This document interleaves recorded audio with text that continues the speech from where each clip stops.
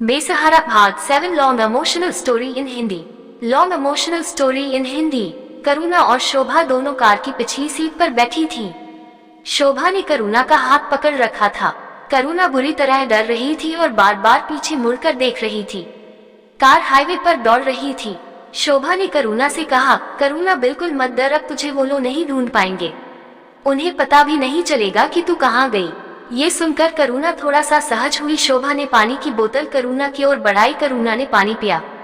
फिर वह कुछ देर आंख बंद करके बैठी रही, जैसे कोई बहुत बड़ी मुसीबत उसके सर से टल गई हो। कुछ देर बाद शोभा ने पूछा, करुणा तू ठीक है क्या, हम बात कर सकते हैं? अब तू बता पाएगी क्या हुआ? करुणा ने हाँ में सर हिलाया और फिर कहना शुरू किया, शोभा जब से मेरी शादी हुई सब कुछ ठीक चल रहा था। ये बहुत प्यार करते थे, मुझे पूरा ध्यान रखते थे। एक भी दिन ऐसा नहीं था जब हमारी लड़ाई हुई हो। पूरे घर का खर्च यही चलाते थे। इनका छोटा भाई यानी मेरा देवर कोई काम नहीं करता था, दिन भर इधर उधर घूमता रहता था। शाम को शराब पीकर आ जाता था। कई बार तो उसका झगड़ा हो जाता था, जिसे तेरे जीजाजी निपटाते, पैसे भी देते। थाने में जाकर कई बार इसकी जमानत करवा कर भी लाए थे। इधर मेरी सास हमेशा मेरे देवर का पक्ष लेती थी। इसी बात से हम दोनों कुछ परेशान रहते थे।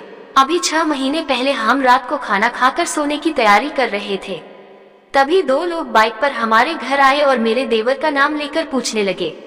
इन्होंने कहा वह घर पर नहीं है, तो वो जबरदस्ती घर में घुसने लगे, क्योंकि मेरे देवर ने उनसे काफी पैसे उधार ले रखे थे। वो सोच रहे थे कि हमने उसे छिपा रखा है। जब बहुत देर तक झगड़ा करने के बाद भी वे लोग नहीं माने तो इन्होंने उनमें से एक गुंडे को धक्का दे दिया। ये देखकर दूसरे ने गन निकालकर इन पर फायर कर दिया।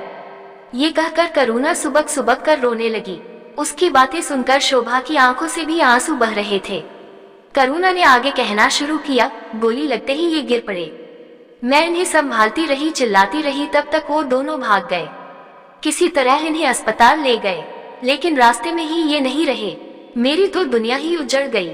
सोचने समझने की शक्ति चली गई।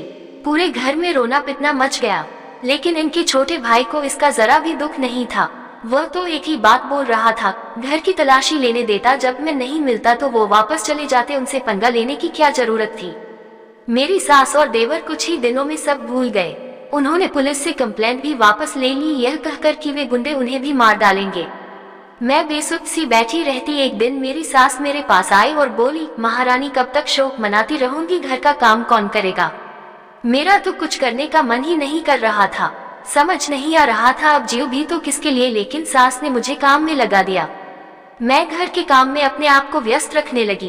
एडवर्टाइजमेंट्स। कुछ दिन बीत जाने पर मेरी सास एक दिन मेरे पास आए और बोली, करुणा जिंदगी बहुत लंबी है, तेरा वैसे भी कोई सहारा नहीं है, तू मेरे छोटे बेटे यानी अपने देवर से शादी कर ले। ये सुनकर मेरे होश उड़ गए कि ये क्या बोल रही हैं। मैं तो सपने में भी ऐसा नहीं सोच सकती थी। अब मुझसे बर्दाश्त नहीं हुआ और मैंने अपनी सास को साफ साफ बोल दिया, खबरदार मांझी, जो आज के बाद उस शराबी का नाम मेरे नाम के साथ जोड़ा। मैं अपने पति की खातिर आपकी सेवा करने के लिए यहाँ पड़ी हूँ। मैं मर जाऊंगी लेकिन कभी उस शराबी से शादी नहीं करूंगी। ये सुनकर मेरी सास बहुत गुस्सा हो गई और बोली, मैं भी देखती हूँ कैसे शादी नहीं करती। जब वो किसी दिन तेरे साथ जबरदस्ती कर लेगा तो तुझे मजबूरी में शादी करनी पड़ेगी। मेरी सास के रहते ये सब नहीं हो सकता था, क्योंकि गांव में सब जान जाते। आज दोपहर को जब मैं घर का कूड़ा फेंकने घर के पीछे जा रही थी, तो मेरी सास मेरे देवर से कह रही थी कि मैं आज रात तेरी मौसी के घर जा रही हूँ, तू रात को करुणा को अपने वश में कर लेना। ये ले पैसे, अभी पिया, रात को मत पियो, सुबह हम लोगों से कह देंगे शराब के नशे में ये सब हो गया, अब दोनों की शादी कर देंगे। ये सुनकर मेरे देवर ने कहा, लेकिन माँ वो नहीं मानी तो? तब मेरी सास ने कहा, उसके हाथ पैर तोड़ दियो, फिर न कहीं भागने लायक रहेगी न किसी को कुछ बताने लायक। मैंने ये सुना तो मेरे पैरों तले जमीन खिसक गई। मेरी सास तो चली गई, मेरा देवर पीकर आंगन में पड़ा था। मैं चुपचाप अपनी जान और इज्जत बचाकर भाग आई। ये कहकर करुणा फूंक फूंक कर रो पड़ी। उसे रोता देखकर शोभा भी रोने लगी। हे भगवान, तू इतना सब सहती रही। मैं तो सोच रही थी तू बहुत सुखी होगी। करुणा ने रोते हुए कहा, बहन लगता है मेरी किस्मत में सुख है ही नहीं, कभी कभी तो सोचती हूँ मर ही जाऊं। शोभा ने उसे समझाते हुए कहा, नहीं करुणा, मेरे रहते मुझे चिंता करने की जरूरत नहीं है। अब से तू हमारे साथ रहेगी। करुणा शोभा के गले लगकर रोती रही। रास्ते भर शोभा उसे तसल्ली देती रही। कुछ देर में करुणा को जैसे नींद आ गई। शोभा ने करण से बात की। करण, तुमसे पूछे बगैर मैंने करुणा को अपने साथ रखने के लिए बोल दिया, तुम्हें बुरा तो नहीं लगा? करण ने कहा, कैसी बात करती हो शोभा, मुझे तो खुशी है, हम किसी के काम आ रहे हैं। कुछ ही देर में तीनों घर पहुंच गए। शोभा ने करुणा को गेस्ट रूम में ले जाकर सुला दिया। उसके बाद दोनों अपने बेडरूम में आ गए।